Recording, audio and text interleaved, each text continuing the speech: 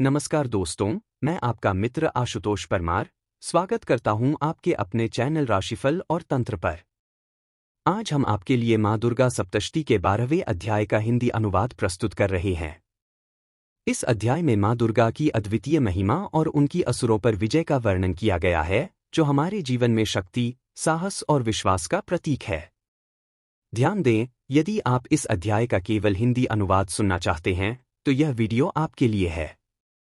यहाँ संस्कृत के श्लोकों का भावार्थ सरल हिंदी में प्रस्तुत किया जाएगा ताकि हर कोई मां दुर्गा की महिमा को भली भांति समझ सके। तो आइए, मां दुर्गा का स्मरण करते हुए भक्ति भाव से इस अनुवाद को आरंभ करते हैं। द्वादशोध्याय, देवी चरित्रों के पाठ का महात्म्य। ध्यान। मैं 3 नेत्रों वाली दुर्गा देवी का ध्यान करती हूँ। उनके श्रीअंगों की प्रभा बिजली के समान है। वे सिंह के कंधे पर बैठी हुई भयंकर प्रतीत होती हैं। हाथों में तलवार और ढाल लिए अनेक कन्याएं उनकी सेवा में खड़ी हैं। वे अपने हाथों में चक्र, गदा, तलवार, ढाल, बाण, धनुष, पाश और तर्जनी मुद्रा धारण किए हुए हैं। उनका स्वरूप अग्निमय है तथा वे माथे पर चंद्रमा का मुकुट धारण करती हैं। देवी बोलीं, देवताओं, जो एकाग्रचित्त होकर प्रतिदिन इन स्तुतियों से मेरा स्तवन करेगा, उसकी सारी बाधा मैं निश्चय ही दूर कर दूंगी। जो मधुकैटभ का नाश, महिषासुर का वध तथा शुंभ निशुंभ के संहार के प्रसंग का पाठ करेंगे तथा अष्टमी, चतुर्दशी और नवमी को भी जो एकाग्रचित्त हो भक्तिपूर्वक मेरे उत्तम महात्म्य का श्रवण करेंगे, उन्हें कोई पाप नहीं छू सकेगा। उन पर पापजनित आपत्तियां भी नहीं आएंगी। उनके घर में कभी दरिद्रता नहीं होगी तथा उनको कभी प्रेमीजनों के विछोह का कष्ट भी नहीं भोगना पड़ेगा। इतना ही नहीं, उन्हें शत्रु से, लुटेरों से, राजा से, शस्त्र से, अग्नि से तथा जल की राशि से भी कभी भय नहीं होगा। इसलिए सबको एकाग्रचित्त होकर भक्तिपूर्वक मेरे इस महात्म्य को सदा पढ़ना और सुनना चाहिए। यह परम कल्याणकारक है। मेरा महात्म्य महामारी जनित समस्त उपद्रवों तथा आध्यात्मिक आदि तीनों प्रकार के उत्पातों को शांत करने वाला है। मेरे जिस मंदिर में प्रतिदिन विधिपूर्वक मेरे इस महात्म्य का पाठ किया जाता है, उस स्थान को मैं कभी नहीं छोड़ती।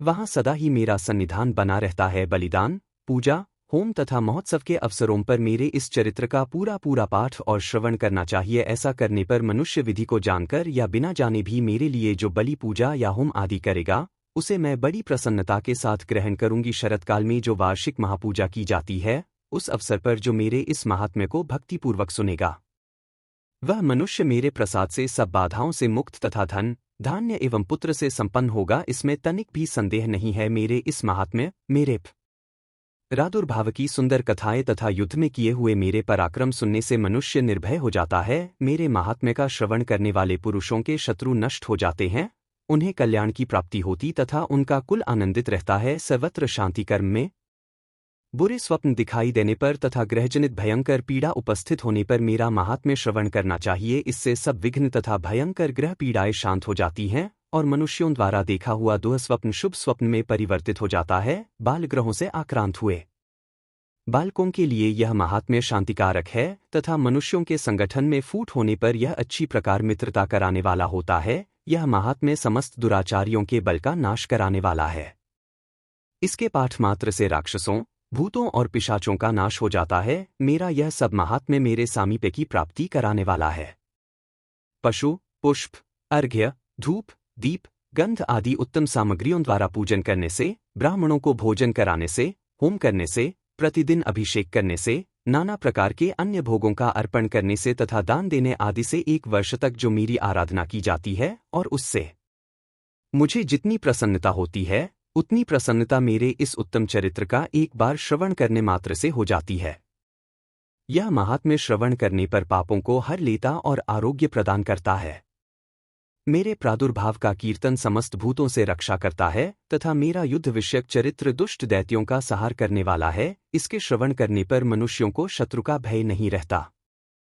देवताओं, तुमने और ब्रह्मर्षियों ने जो मेरी स्तुतियां की हैं तथा ब्रह्मा जी ने जो स्तुतियां की हैं, वे सभी कल्याणमयी बुद्धि प्रदान करती हैं।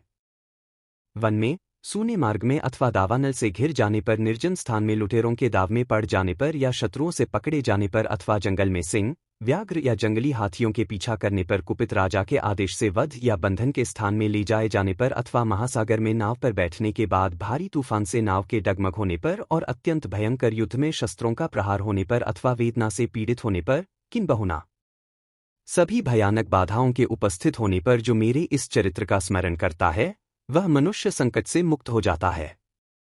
मेरे प्रभाव से सिंह आदि हिंसक जंतु नष्ट हो जाते हैं तथा लुटेरे और शत्रु भी मेरे चरित्र का स्मरण करने वाले पुरुष से दूर भागते हैं।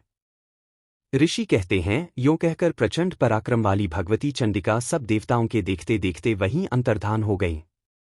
फिर समस्त देवता भी शत्रुओं के मारे जाने से निर्भय हो पहले की ही भांति यज्ञ भाग का उपभोग करते हुए अपने अपने अधिकार का पालन करने लगे।